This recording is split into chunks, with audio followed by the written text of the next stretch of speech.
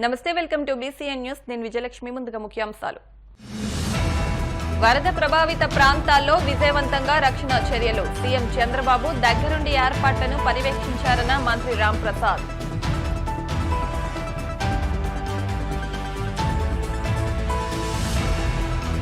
ఉభయ తెలుగు రాష్ట్రాల ప్రజలకు సినీ నటుడి సాయం. సహాయక చర్యల వీడియోలు షేర్ చేసిన సోను సూద్.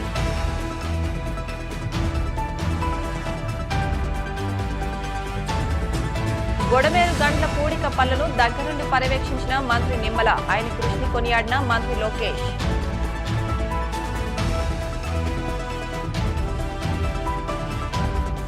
చైనాలో యాగి తుఫాన్ బీభత్సం. భారీ ఈదురుగాలులకు కొట్టుకుపోయిన వాహనాలు, సామాగ్రి. వరదకు అతలాకుతలమైన ప్రాంతాల్లో సీఎం చంద్రబాబు పర్యటిస్తూ సమర్థవంతంగా సహాయక చర్యలు చేపట్టారని మంత్రి రాంప్రసాద్ వెల్లడించారు. ఈ మేరకు ఆయన అన్నమయ్య జిల్లాలో మీడియాతో మాట్లాడుతూ గతంలో విశాఖలో హుద్హుద్ తుఫాను వచ్చిన సమయంలోనూ ఇదే తరహాలో పరిస్థితిని చక్కదిద్దారని అన్నారు. ప్రస్తుతం ఇదే రీతిలో విజయవాడలో వరద బాధితులను ఆదుకునేందుకు సీఎం చంద్రబాబు స్వయంగా సహాయక చర్యలు చేపట్టినట్టు తెలిపారు. మీరందరూ చూశారు, గత వారం రోజులుగా ఆంధ్ర రాష్ట్రంలో అయితేనేం, తెలంగాణలో అయితేనేం ఎప్పుడూ లేని విధంగా కొన్ని ప్రాంతాల్లో వర్షాలు కురవడంతో చాలా క్లిష్ట పరిస్థితులు ఏర్పడ్డాయి. ముఖ్యంగా మన రాజధాని అయిన అమరావతి ప్రాంతంలో, విజయవాడ అయితేనేం, గుంటూరు జిల్లాల్లో అతి ఎక్కువ వర్షపాతం నమోదు కావడంతో అక్కడున్న నదులు ఉప్పొంగి ప్రజలకు అలాగే అక్కడున్న జనజీవనానికి అంతరాయం కలిగింది. సమర్థవంతంగా ఆ రోజు వైజాగ్ లో హుదూద్ తుఫాన్ వచ్చిన రోజు ఏ విధంగా బస్సులోనే పనుక్కొని చంద్రబాబు నాయుడు గారు వైజాగ్ ను కాపాడినారో, ఈ రోజు కూడా పూర్తిగా మంత్రిమండలిని అక్కడే పెట్టుకొని 7 రోజుల నుంచి విజయవాడ ప్రజలకు నేనున్నానంటూ విజయవాడ పట్టణాన్ని అయితేనేం అక్కడున్న ప్రజలకు భరోసా ఇచ్చి ధైర్యం ఇచ్చి కాపాడిన ఘనత కూడా ఈ ప్రభుత్వానికి దక్కుతుందని గర్వంగా చెప్తున్నాం. నిన్న మొన్న పత్రికల్లో అయితేనేం, సోషల్ మీడియాలో, టీవీలో మీరందరూ చూశారు. ప్రతిపక్ష నేతగా ఉండాల్సిన జగన్మోహన్ రెడ్డి ప్రతిపక్ష హోదా కూడా కోల్పోయి ఈ రోజు వరద ప్రాంతాల్లో పర్యటిస్తా ఉన్నాడు. ఆయన చెప్తా ఉన్నాడు, నేనేదో గొప్ప కార్యాలు చేసిన 5 సంవత్సరంలో అంటున్నాడు. మేము ఆయన ఒకటే అడుగుతున్నాం, నువ్వు పుట్టి పెరిగిన కడప జిల్లాలో ఆ రోజు రాత్రికి రాత్రే అన్నమయ్య డ్యాం కూలిపోతే నీ యొక్క ఎమ్మెల్యేలు, ఎంపీలు ఎవరైతే లబ్ధిదారులు ఉంటారో, నీ దగ్గర ఉన్న కాంట్రాక్టర్లు, వాళ్ళు చేసిన తప్పిదాల వల్ల ఆ రోజు పించా ప్రాజెక్టు, ఆ తర్వాత అన్నమయ్య ప్రాజెక్టు నీటిలో కొట్టుకొని పోయి వందలాది ప్రాణాలు పోతే ఆ రోజు నువ్వు ఒక్కరికి కూడా ₹1 ఇచ్చి ఆదుకున్న పరిస్థితి లేదు. ఈ రోజు నువ్వు కృష్ణా జిల్లాలో పర్యటించి చంద్రబాబు నాయుడు గారు వయసును కూడా లెక్క చేయకుండా ప్రజల్లోకి వెళ్లి అధికారులను దగ్గర పెట్టుకొని సుమారుగా 100 పైన ఐఏఎస్లు, 20 మంది మంత్రులు, 100 మంది ఎమ్మెల్యేలు, రాష్ట్రంలో ఉన్న అన్ని మున్సిపాలిటీల నుంచి వచ్చిన కార్మికులైతేనేం, వ్యాపారవేత్తలైతేనేం, చాలా మంది ఎన్నో స్వచ్ఛంద సంస్థల నుంచి అక్కడికి వచ్చి సేవ అందిస్తా ఉంటే ఈ పనికిమాలిన మనిషి అవాకులు చవాకులు పేలుతా ఉన్నాడు జగన్మోహన్ రెడ్డి. అక్కడున్న నదుల గురించి గాని, ప్రాజెక్టుల గురించి గాని అవగాహన లేదు. నిన్న మొన్న సోషల్ మీడియాలో చూస్తున్నారు, బుడమేరు అని ఒక వాగుంటే ఆ వాగు గేట్లు ఎత్తినారని చెప్తున్నాడు ఆయన. అదన్నా సరిదిద్దుకోవాలా, ఆయన చుట్టూ ఉన్న నాయకులన్నా చెప్పాలా. ప్రాజెక్టుకు గేట్లుంటాయా, రిజర్వాయర్కి గేట్లుంటాయా, లేకపోతే వాగు అంటే ఏంది, వంక అంటే ఏంది తెలియని విధంగా 5 సంవత్సరాలు ముఖ్యమంత్రిగా ఉన్న జగన్మోహన్ రెడ్డి ఈ రోజుకి పోలవరం కంప్లీట్ అయింటే, ఈ రాష్ట్రానికి జీవనాడైన పోలవరం మన చేతికి వచ్చింటే ఎన్నో లక్షల ఎకరాలకు ఆయకట్టించే వాళ్ళం. ఈ రోజు రాష్ట్ర ప్రభుత్వం చేసే మంచి పనులు కూడా ఆయన చిత్కారంగా మాట్లాడుతున్నారంటే ఒకసారి ఆయన మెంటల్ స్టేటస్ ఏదో మీరు కనుక్కోవాలా. ఈ రోజు నిజంగా విజయవాడ పట్టణంలో ఆ సమస్య రాకపోతే వందలాది మంది ఉద్యోగస్తులైతేనేం, ధార్మిక సంస్థలైతేనేం, వందలాది మంది వ్యాపారస్తులైతేనేం ఇన్ని ₹100 కోట్ల ఎందుకు ఇచ్చారని నేను అడుగుతున్నా. ఎందుకంటే నిన్న ఆంధ్రప్రదేశ్కి చెందిన గెజిటెడ్ ఆఫీసర్ల సంఘం సుమారు ఒక రోజు వేతనం 100 కోట్లను ఇవ్వడం జరిగింది. 24 మంది మంత్రులు మేముంటే మా నెల జీతాన్ని ఇచ్చేసినాం. అలాగే వేలాది మంది లక్షలాది మందిగా వచ్చి ఆంధ్ర రాష్ట్రం యొక్క రాజధానిని కాపాడుకునే దానికి మేమున్నామంటే ముందుకు వస్తా ఉంటే ఈ వైసీపీ వాళ్ళు మాత్రం దీన్ని తప్పుదారి పట్టిస్తున్నారు. తప్పకుండా ప్రజలే వీళ్లకు తగిన శాస్తి చెప్తారని తెలియజేసుకుంటున్నారు. ఉభయ తెలుగు రాష్ట్రాలను వరదలు ముంచెత్తాయి. దీంతో ప్రజలు తీవ్ర ఇబ్బందులు ఎదుర్కొంటున్నారు. ఏపీలోని విజయవాడ, తెలంగాణలోని ఖమ్మం వాసుల కష్టాలు వర్ణనాతీతంగా మారాయి. ఈ నేపథ్యంలో ప్రముఖ నటుడు సోనూ సూద్ వరద బాధితులకు ఆపన్న హస్తం అందించడానికి ముందుకొచ్చారు. తన సంస్థ ద్వారా బాధితులను ఆదుకుంటున్నారు. దీనికి సంబంధించిన వీడియోను సోనూ సూద్ ట్విట్టర్లో షేర్ చేశారు. ఏపీ, తెలంగాణ తన రెండవ ఇల్లు అని సోనూ సూద్ పేర్కొన్నారు.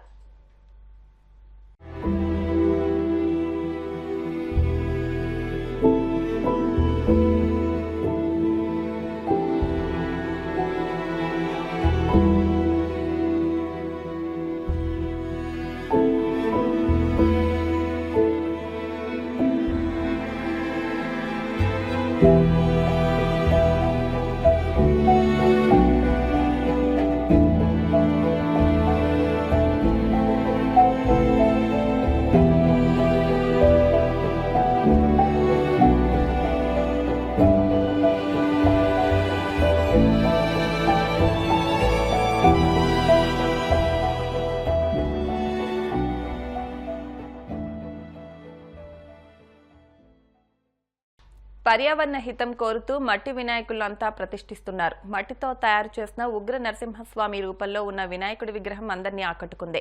కర్నూలు జిల్లా ఎమ్మిగనూరులో శ్రీ ఉగ్ర నరసింహస్వామి రూపంలో వినాయకుడిని అద్భుతంగా రూపొందించారు.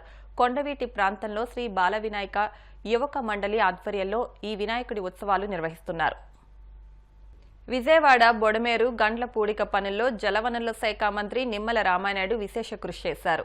దీంతో నిమ్మలపై పలువురు ప్రశంసల జల్లు కురిపిస్తున్నారు. విజయవాడను ముంచేసిన బొడమేరు వాగు గండ్లను పూడ్చేందుకు మంత్రి 6 రోజులుగా గట్టుపైనే ఉన్నారు. భారీ వర్షాలు, వరదలను సైతం లెక్క చేయకుండా పనులు నిత్యం పర్యవేక్షించారు. సిబ్బందికి పలు సూచనలిస్తూ గండ్ల పూడిక పనులను సమర్థవంతంగా పూర్తి చేయించారు. ఆకస్మిక వరద వచ్చినా తట్టుకునేలా గట్లను బలోపేతం చేసినట్లు ఆయన తెలిపారు. మరోవైపు మంత్రి నిమ్మల పనితీరును నారా లోకేష్ ప్రశంసించారు. శ్రీకాళహస్తీశ్వర ఆలయంలోని గణపతి స్వామి సన్నిధానం వద్ద అర్చకులు విశేష పూజలు చేశారు. ఈ సందర్భంగా దేవస్థానం వేద పండితులు వేద మంత్రాలతో గణపతి హోమం నిర్వహించారు. అనంతరం ప్రత్యేక పూజలు నిర్వహించారు. ఈ కార్యక్రమంలో శ్రీకాళహస్తి ఆలయ ఈవో మూర్తి, ఆలయ అధికారులు, అర్చకులు, వేద పండితులు పాల్గొన్నారు.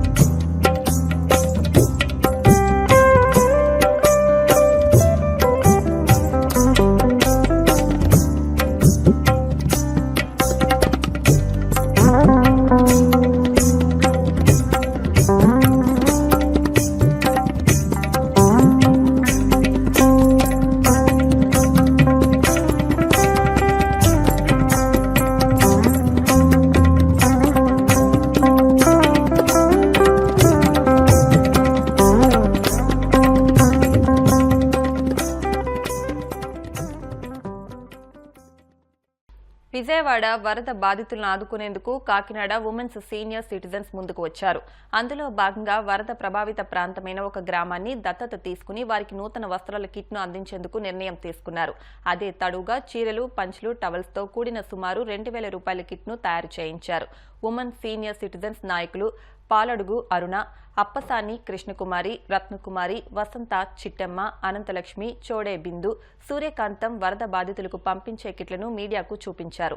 ఈ సందర్భంగా అప్పసాని కృష్ణకుమారి మాట్లాడుతూ వరద బాధితులను ఎవరికి తోచిన సాయం వారు అందిస్తున్నారని, తమ వంతుగా నూతన వస్త్రాల కిట్ను అందించనున్నట్లు వెల్లడించారు. పాలడుగు అరుణ మాట్లాడుతూ అక్కడ ఆహారం అందుతుంది గాని వారికి కట్టుకునేందుకు వస్త్రాలు లేవని తెలిసి తమ వంతుగా కిట్లను అందిస్తున్నట్లు వెల్లడించారు. ఇప్పుడు విజయవాడ పరిసర ప్రాంతాల్లో మనం చూస్తూనే ఉన్నాం కదా, వరద తాకిడికి అతలాకుతలం అయిపోయింది. సో దాన్ని దృష్టిలో పెట్టుకుని కాకినాడ మేము కొంచెం మంది మహిళా సీనియర్ సిటిజన్స్ని అందరం కలిపి కొంచెంమంది ఫ్రెండ్స్ సహకారంతో ఒక గ్రామాన్ని దత్తత తీసుకున్నట్టు ఆ ఊర్లో మేము ప్రెసిడెంట్ గారికి కాల్ చేసి అడిగితే మెయిన్లీ ఫుడ్ అవసరం బాగానే తీరుతుంది కానమ్మా, బట్టలు అనేవి వాళ్ళకి తడిచిపోయి నానిపోయి కష్టంగా ఉంది, మీరు ఏమైనా ఏర్పాటు చేస్తే బట్టలు లాంటివి ఏర్పాటు చేస్తే బాగుంటుంది అని మాకు ఒక సలహా ఇవ్వడం జరిగింది. దాని ద్వారా ముఖ్యంగా మాకు పాలడుగు అరుణ ఆంటీ ఉంటారు మాకు పెద్దగా, వారితో మాట్లాడితే అదెంతసేపు మనం ఒక 5-6 కలిసి చేసుకున్న పని అయిపోతుందమ్మా అని వారి ఫ్రెండ్స్ సహాయంతో మీకు అందరూ కనిపిస్తున్నారు కదా, వారందరూ ఎవరికి తోచిన విధంగా వారందరూ సహాయం చేయడంతో దాదాపు మేము ఒక 1,50,000 రూపీస్ వర్త్, అంటే ఒక్కొక్క ఫ్యామిలీకి ఒక 2 చీరలు, ఒక లుంగి, ఒక టవలు, అలాగే చీరల మీదకి ఒక పెట్టీకోటు ఒక కిట్గా మేము తయారు చేసి ఈరోజు విజయవాడకి దగ్గరలో ఉన్న ఒక గ్రామానికి పంపిస్తున్నాము. ఇలాంటివి ఇంకా ఏమన్నా అవసరం అయితే ముందు ముందు మా వాళ్ళంతా మహిళా సీనియర్ సిటిజన్స్ అందరూ రెడీగా ఉన్నారు, మనం చేద్దాము. ఓన్లీ మగవారు వారి వంతు సహాయం వారు చేస్తున్నారు, కానీ ఈ బట్టలు అనేవి కొంచెం మేము ఇనిషియేట్ తీసుకుంటే ఈజీగా అవుతుందనే ఉద్దేశంతో మేము ఈ సెలెక్ట్ చేసుకోవడం జరిగింది. సో దీనికి సహకరించిన వారందరికీ మనస్ఫూర్తిగా కృతజ్ఞతలు తెలియజేసుకుంటున్నాను. నా కాకినాడ నుంచి వీటిని విజయవాడ పరిసర గ్రామాలకి పంపిస్తున్నాము. ఎప్పుడు బయట పెద్దగా కార్యక్రమాలు అది తిరిగేదాన్ని కాదు, కానీ మొన్న ఈ చూసిన తర్వాత నా మనసు అంతా చాలా ఇదైంది, పాడైపోయినట్టు అయిపోయింది అనమాట. ఏం చేద్దాం అంటే ఈ బట్టలు అయితే మంచిదేమో, ఫుడ్ పెట్టినా కానీ ఇక్కడ నుంచి వెళ్ళేటప్పటికే పాడైపోతాయి. ఇదైతే మంచి సోర్స్ అనుకుని నేను కృష్ణకుమారి ఈ స్నేహితులు అందరూ కలిపి అప్పటికప్పుడు కొద్దిగా మనీ వేసుకుని బట్టలు పంపడం అనేది చేసామన్నమాట అండి. ఇది మరి వాళ్ళకి బాగానే బాగుంటుంది, ఉపయోగపడతాయని అనుకుంటున్నాము. ముందు ఏదైనా అవసరాలు ఉంటే మేము ముందుకు వస్తాం. ఇప్పుడు కాసేపు ప్రకటనలు.